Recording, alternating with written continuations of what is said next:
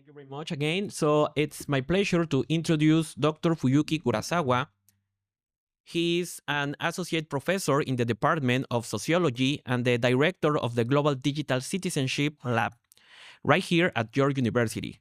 His distinguished background includes a Fulbright scholarship and fellowships at Cornell, Harvard, NYU, and Yale, where he remains a permanent faculty fellow. This expertise deeply informs his vital current research into the informational and sociocultural impacts of generative AI and how society and governments are grappling with these challenges.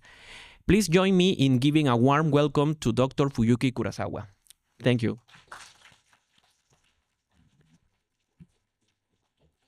Thank you very much. Thank you, Jonathan. Thank you to Jack also for the invitation to the conference. Thank you to the leadership of the York University Libraries and also everybody at IFLA. And it's thrilling to have the Chief Librarian of Canada here as well, and many other distinguished guests. So this is great.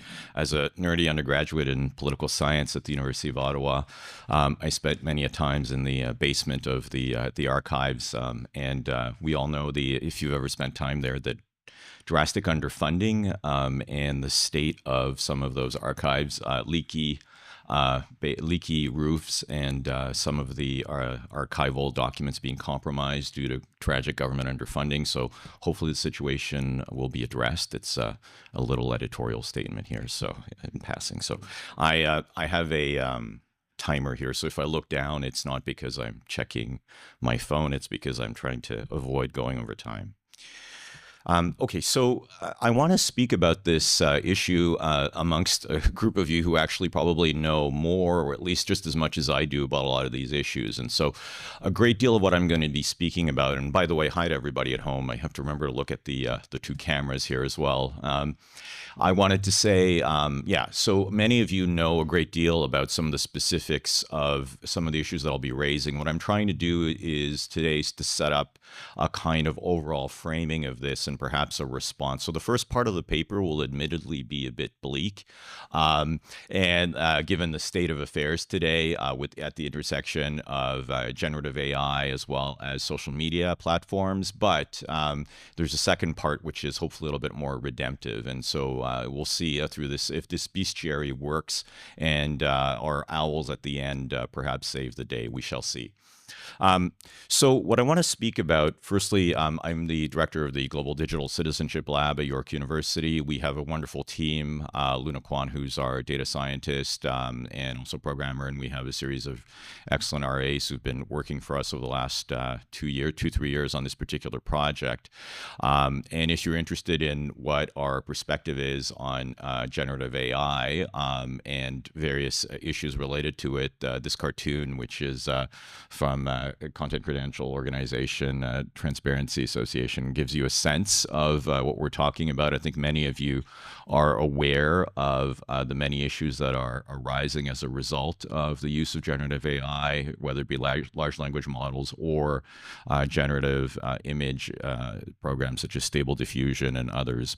But we'll be unpacking this a little bit as we go along today.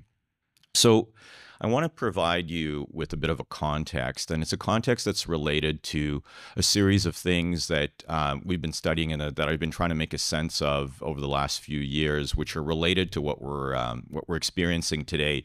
And this is not, of course, a prediction, nor is it certainly a wish. It's a series of observations as to where we may be heading. The first thing, obviously, that I think I need to note is that disinformation, notably when it intersects with technology, has a long history, but it's always been not simply about making distinctions between truth and falsehood, or between what is factual and what is opinion-based, but also it is fundamentally a mode of politics.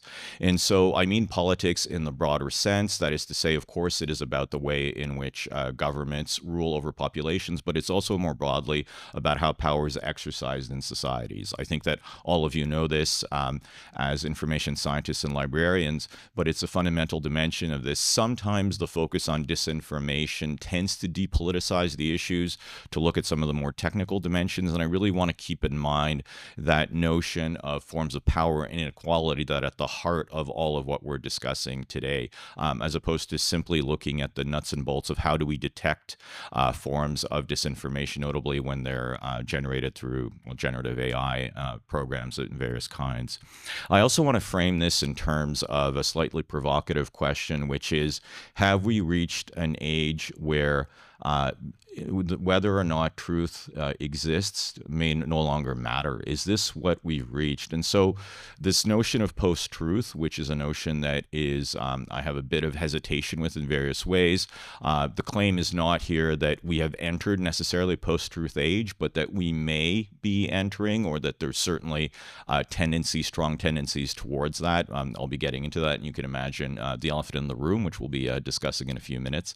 And in addition to this, I want to talk about this in terms of how this is in the context of a kind of unprecedented culture war, to use the terminology that certain people have been gleefully embracing over the last few years, and that involves the way in which the defunding of institutions, the defunding of research that is involved with countering disinformation and certainly locating sources of it has been ongoing. And this is part of this political process, which I have been alluding to.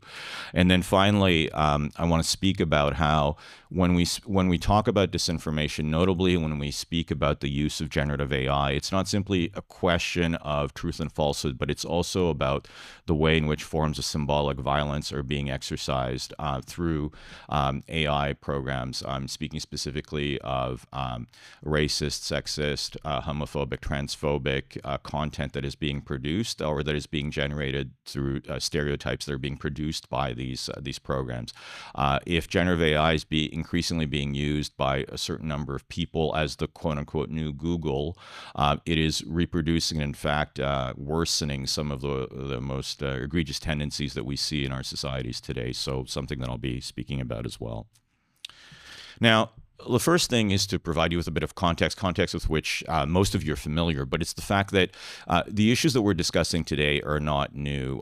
Indeed, some of my previous research is involved looking at the ways in which new technologies have always involved a kind of war over the truth, if you want, or a struggle over the truth, and the way in which early on, from the advent of photography and the advent of video, or at least film, there's always been attempts by different governments or corporate entities to try to produce a different version of reality through the use of images or text in various ways.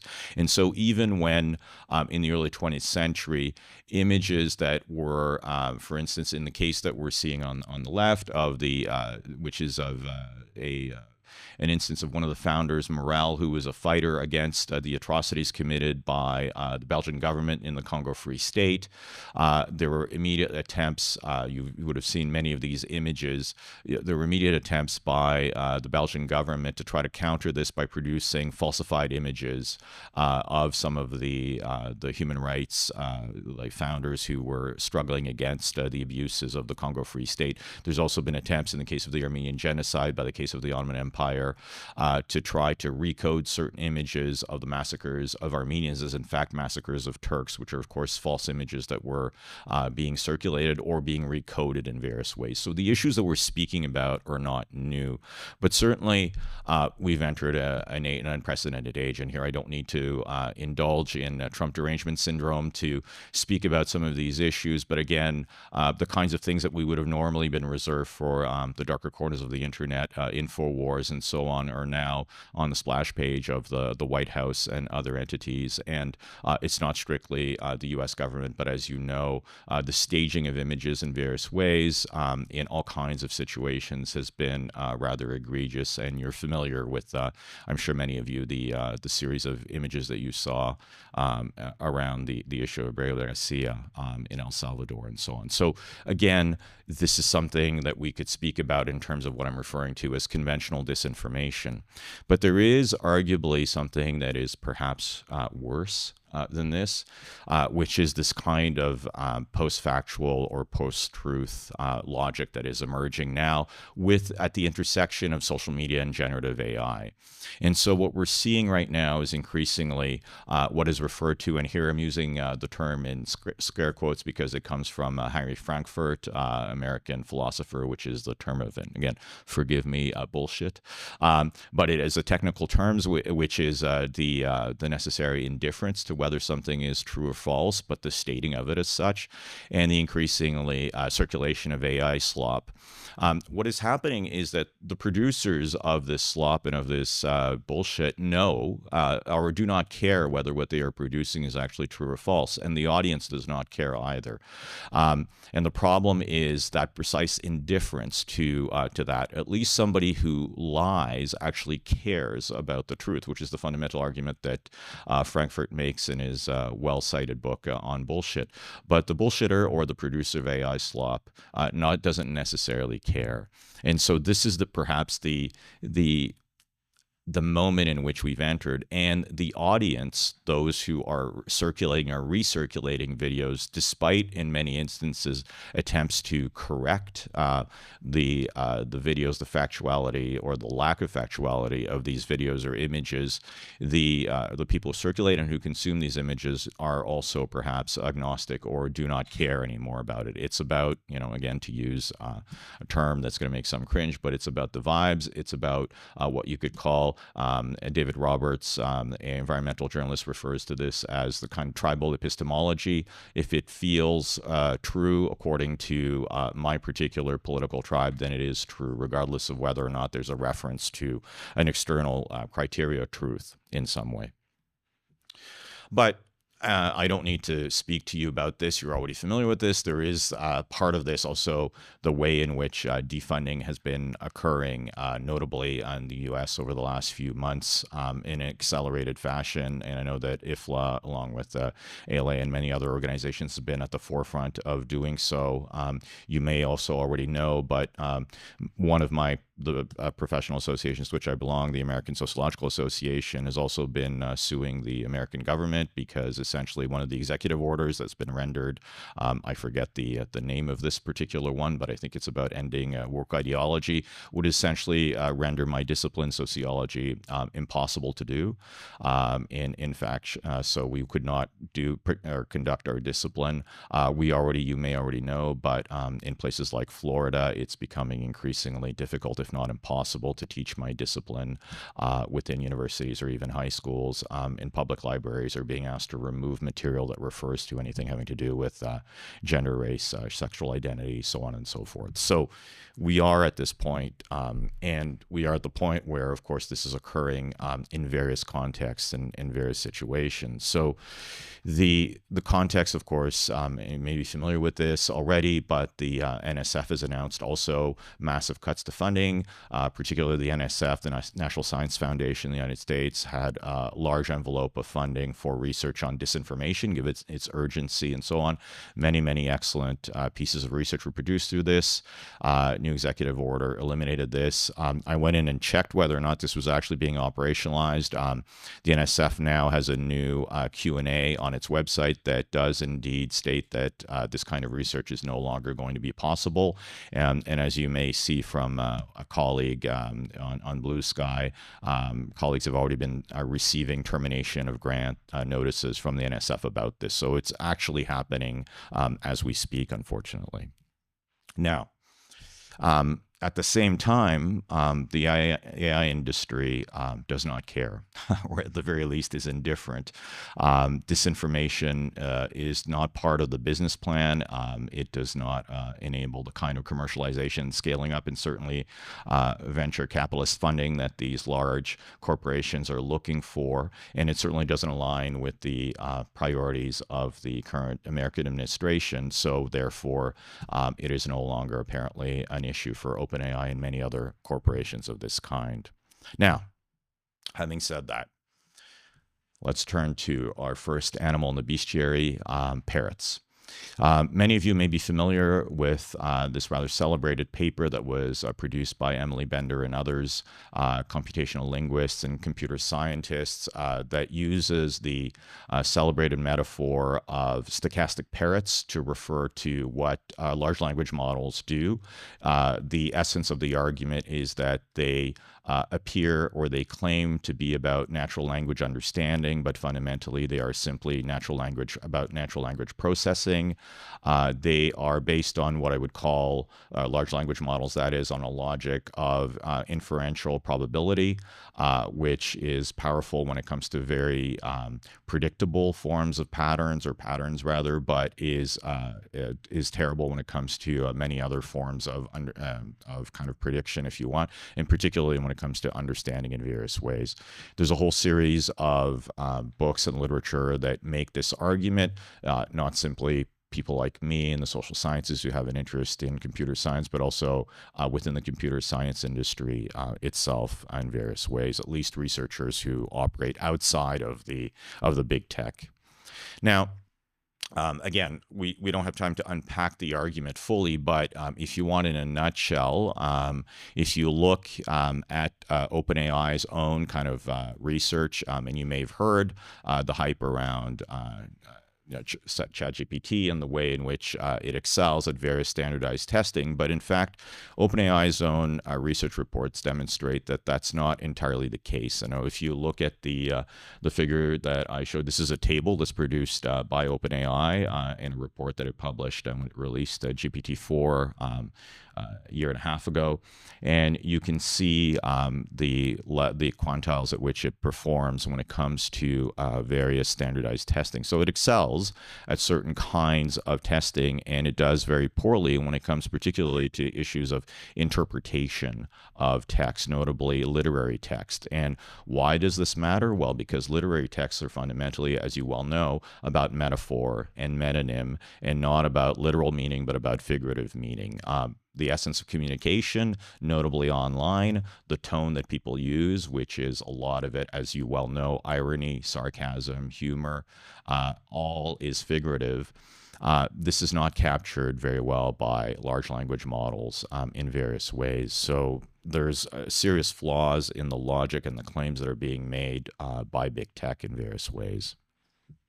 Now, at the lab, we've played around with large language models in various ways and tested them, and we've come to very similar conclusions. But we wanted to also, when it comes to the inability to interpret complex text and the inability to understand, let's say, ambiguity and ambivalence when it comes to literary meaning.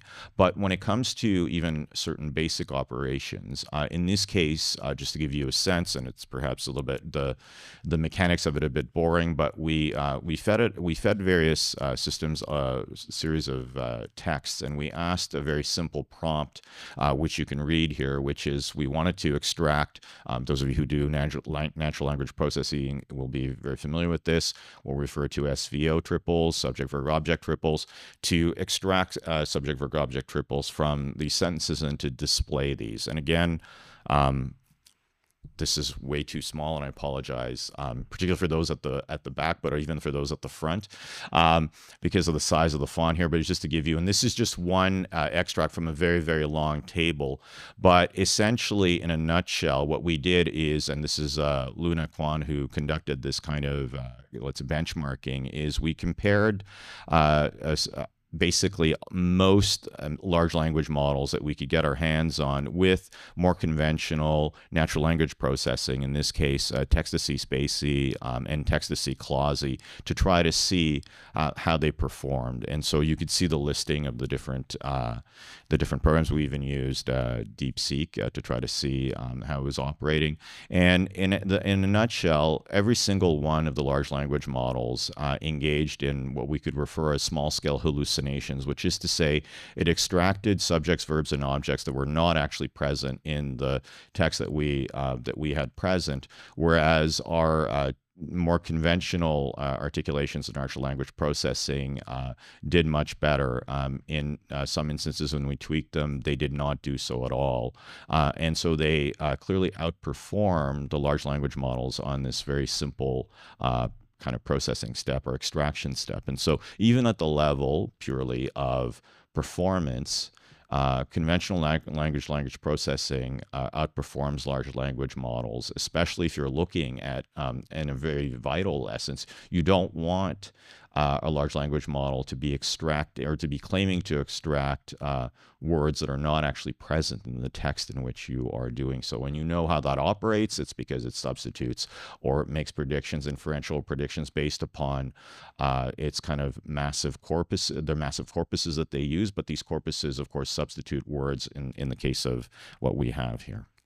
Now, there's all kinds of other instances that you can think about, but I also want to make a case that the way in which generative AI operates, reproducing certain stereotypes and certain cliches, is also a form of disinformation. Because again, if amongst some people, these models are becoming the new Google, which is to say you prompt them to try to get information about various people or things in the world, you get the kinds of results that you see here. And so a paper that was published a couple of years ago, and again, for those at the back of the room, it's an experiment prompting Stable Diffusion with certain queries that have to do with, the first one is person from USA, the second one is, it's a person from Europe, person from USA, the third one in the center is just person.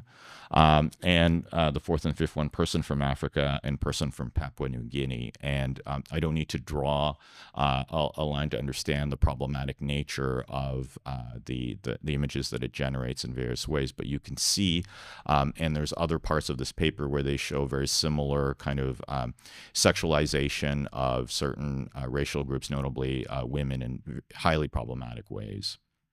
Now, there are also in large language models racist hallucinations that are produced. Margaret Mitchell, who's one of the lead researchers at Hugging Face, which is a good, let's say, generative AI kind of, call it not-for-profit organization, has recently conducted an interview with Wired where she notes this, that the hallucinations are, when prompted, these large language models are producing the kinds of references that we've all experienced that are completely made up, referencing things that have to do with scientific racism and biological groundings for racial hierarchies. Again, highly disturbing kind of content that is being produced. And so this is the kind of state in which we find ourselves, which is where we turn to the second of our third animal in this Gen AI bestiary, the Ouroboros. You're familiar with the Ouroboros. It is a kind of mythical figure, the snake that is eating its own tail. We're entering the point where generative AI, large language models, or image models are feeding off AI slop or bullshit in various ways. They are being trained through this AI slop or bullshit that they themselves are generating. So in other words, the slop and bullshit is being absorbed into the AI models and in fact is wiping out, if you want, training data that is more accurate. And that is generating a kind of potential collapse of the models, both in terms of accuracy, but also in course of any reference to truth in various ways. And indeed, if we're talking about issues, we're not even talking about issues like equity in various ways. And that leads to not only perhaps truth decay in the words of a well-known Rand Corporation report from 2018, but also what I was referring to as this indifference towards truth in various ways. And that worrisomely leads to one of the themes of this conference, which is the potential collapse of trust on the part of the general population towards various institutions, a kind of indifference or, I suppose, agnosticism or collapse. But, and here, this is the second part in a few minutes that I've left, the perhaps semi-redemptive moment. What we've been interested at the lab is rather than just we were getting really depressed about looking at all of this and decided that we needed to kind of look at some of the responses that were being produced by different entities, by different institutions, to see what was possible in terms of this. And again, these are things which I know many of you here in the audience and people at home who are online watching us today are at the forefront of doing, so you'll be very familiar with many of these initiatives. But we were as a sociologist, I'm always interested in thinking about institutions, always interested in thinking about how they operate and the kinds of discourses and strategies that they produce. So this is one of the things that we were particularly interested in. One of the things that I won't have time to mention, but just a little shout out, it's Radio-Canada, for those of you who are not Canadian, the French language side of the CBC, the one which the conservative premier, or not premier, but the candidate for the prime ministership was going to save if the CBC was going to be cut. But they have an actual unit in Montreal called Les Décrypteurs, and Les Décrypteurs is a unit of 4 investigative journalists who are doing full-time research on disinformation, and they do some really, really important investigative work as such. But there's many other of these initiatives that are available. I'm also interested in kind of tracing how this works in terms of the kinds of interventions. And so trying to map this out in a way that makes sense has to do with the way in which we can think about a kind of standard, if you want, engineering or computer science logic about how we think about the way in which programming operates with inputs, algorithms, and outputs, and trying to see where the different strategies and interventions that institutions are putting forth, where we can locate them from. At the top, issues of regulation, but also model design that really encapsulate all 3 of these particular stages, if you want, but also specific strategies that are at the level of either the inputs, the algorithms themselves, or if you want, the deep learning models that are being used, but also at the level of the outputs and the ways in which interventions can operate in this way. So in the few minutes that I have remaining, I'm just going to give you a rather quick overview again, with the caveat that many of you are active in these fields as well. What we were interested in doing, and this is research that is ongoing, is we collected, well, I think now we can say safely, thousands of documents that were produced by these different institutions that I was referring to, classified them by the sector or the organizational sector within which they are located, and then used natural language processing to try to understand where the discourses, what the discourses are and how they're being produced. And so specifically, we were using methods that many of you are familiar with, topic modeling and also semantic network analysis. The interesting thing about semantic network analysis per se is that it doesn't simply look at frequency counts within large corpora, but rather looks at, it's a relational kind of logic, which is to say it looks at the ways in which certain semantic clusters are regrouped, but also are structured in relations of complementarity and opposition to each other. It provides certain insights that are uniquely available to large corpora using this kind of machine learning. But we were also interested in doing this, and again, as social scientists committed to interpretation and the reconstruction of meaning, that these kinds of results or findings make no sense in and of themselves if one does not understand the broader context and reconstructs that context hermeneutically by reading many of these sources the old-fashioned way and making sense of what the issues are in order to try to position the results and interpret them within that broader context.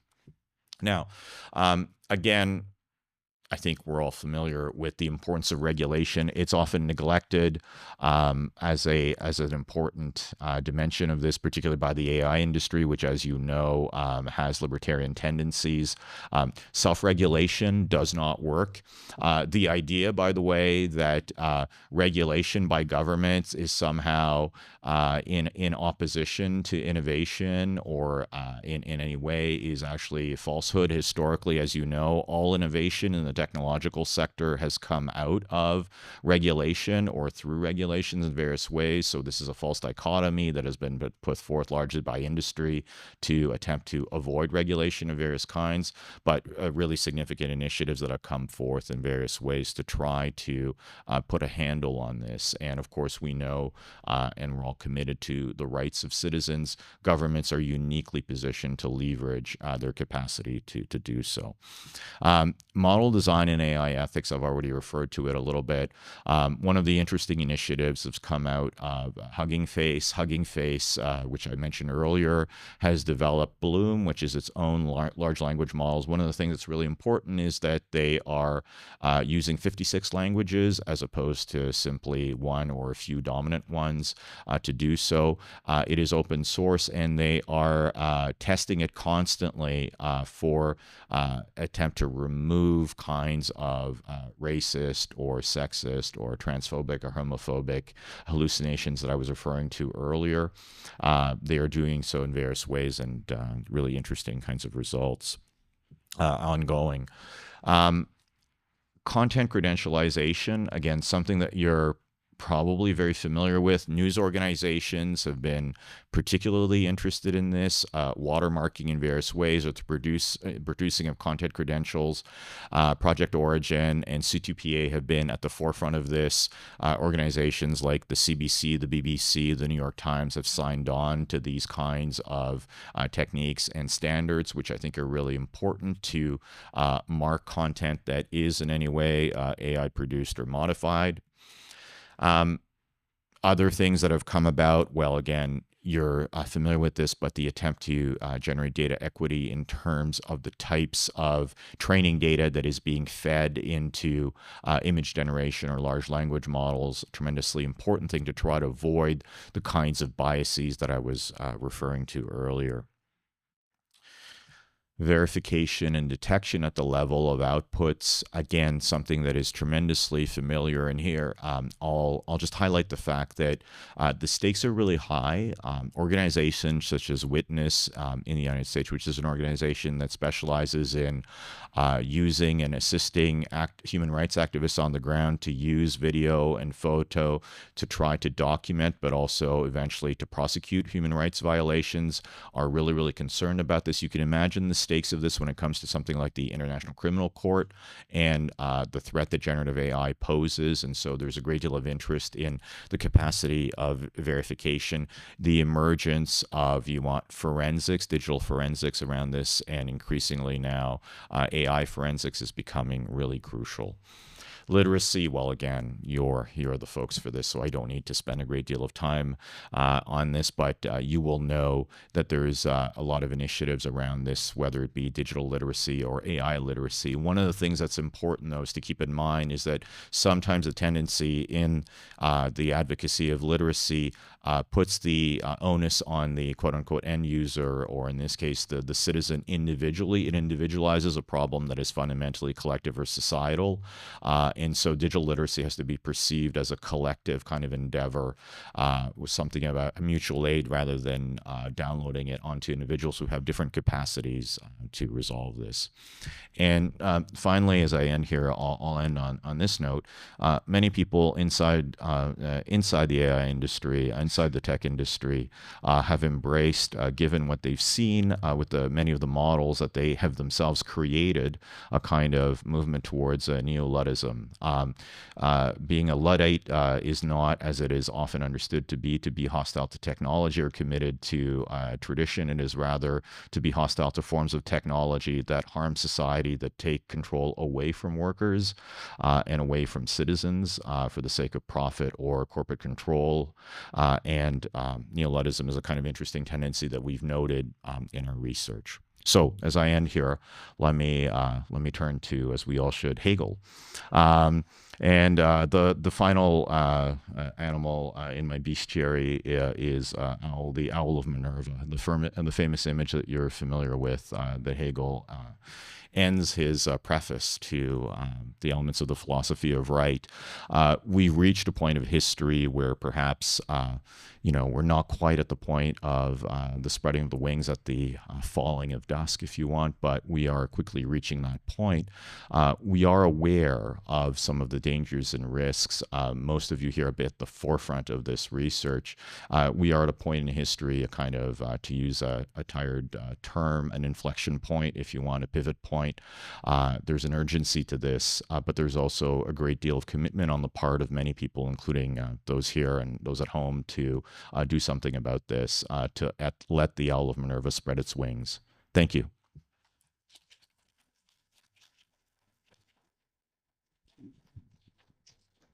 Thank you very much, Dr. Fuyuki, for this insightful presentation. So we have a couple of minutes for question and answers or comments. So please feel free to raise your hand. Well, but I have a question for you, actually. So looking ahead, Dr. Fuyuki, let's say about in 5 or 10 years, so what will be your perspective on the future of society with the Gen AI and disinformation, especially with the impact that is having right now in younger generations? Well, I mean, I guess it depends. I guess it depends what the direction is right now. I mean, there's a lot of kinds of issues around. I mean, there's a huge debate as to whether or not the industry will collapse on itself in and of itself. That's already a debate that is being had. But making and this is not simply amongst people like me, but you know, venture capitalists, investors, and so on, people who are well informed about the unsustainability of the economic model. There's also, something I haven't even mentioned, but you're familiar also with the tremendous environmental costs, energy outputs that are being required for this, which is another issue as well. Well, I mean, the short answer, of course, it's already a long answer, but the short answer is I don't know.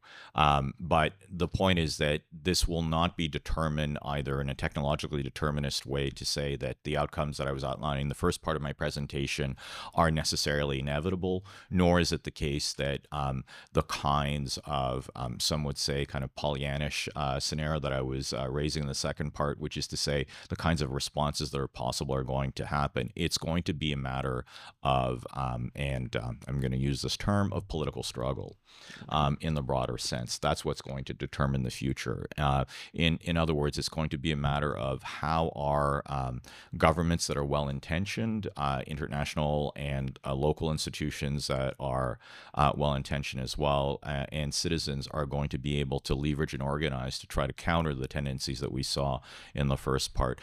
I don't believe, and just to end on this point, I don't believe the scenario that, you know, younger generations are completely captured by this. I don't see that, and maybe this is anecdotal, but I certainly am aware amongst my own students of some of the concerns that they have about this and so on, while at the same time some of them, of course, are embracing large language models for reasons that I'm not going to mention right now, but you're all familiar with them.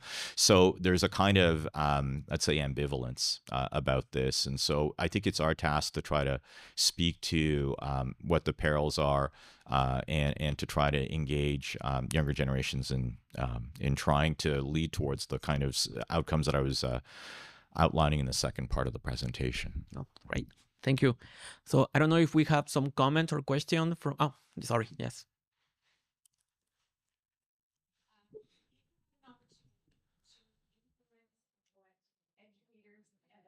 Elementary or secondary level we're doing with AI, either in their classrooms or themselves, what would that be? Well, the first thing would be to make students aware of, I mean, this is even with, you know, Google, even at the level of not even, but to make students aware that the results that they're obtaining are probably not accurate, which is really important. And the first thing to do is to try to provide them with literacy about, you know, sources, accuracy, institutions that provide trusted information. That's the first thing, and to show it to them, right? It's not enough, obviously, to just do so, but if you do a basic demonstration like the one that I showed you with Stable Diffusion or something of the kind, so readily available in a classroom, just say, hey, don't believe what I say. As your teacher, professor, I know that, you know, my students don't take my word for it. I have to prove it to them, nor should they. But, you know, just show them a live demonstration. This is what it's doing. Is this what you want? And you don't even need to be, you know, very familiar with the technology. There's tons of videos that will show this, and will show you how to go about doing this yourself, or how you can readily implement these things. The University of Washington has this Center for an Informed Public, which is this particular course. Well, perhaps it's a term that you can't use in your classroom, the bullshit machine, with I don't know, depending on the classroom and the setting you're in. But you know, these kinds of things are really useful, and I think they would inform students about that as well. I mean, students are smart. It's just that if they're just told, you know, go nuts on ChatGPT or on Google without any guidance, you know, accompany them in the search and then show them why this is flawed. I think that's the first thing. But it's also possible to explain to them the very basics, you know. It's like having a pet or something. You feed it stuff, it produces stuff. If you feed it garbage, it produces garbage, right? Etc. Same thing. Yeah.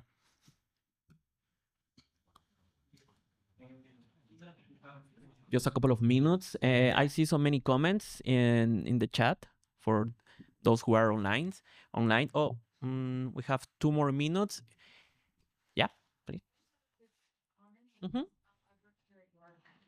I'm a circ and reference assistant here, and sometimes I feel in my position that I'm competing with AI in terms of providing like research assistance. Like we're not getting as many research questions at the reference desk. And I fear that it's because students are relying more on AI to provide reference. I just wanted to make that comment. Yeah, I mean, I think that's absolutely the case. I mean, I think that's the case in any profession in which depends on expertise. I think if you speak to lawyers, I think if you speak to doctors, they will say the same thing. You know, it used to be, medical diagnosis through Google. Now it's medical diagnosis through ChatGPT or the equivalent, and, legal advice similarly, and so on. So yes, there's a crisis in kind of an attempt to replace expertise with these systems. I think this is where it becomes important on the part of those of us who are in these professions. And again, people will say there's a conflict of interest, but to try to speak as to why we are required.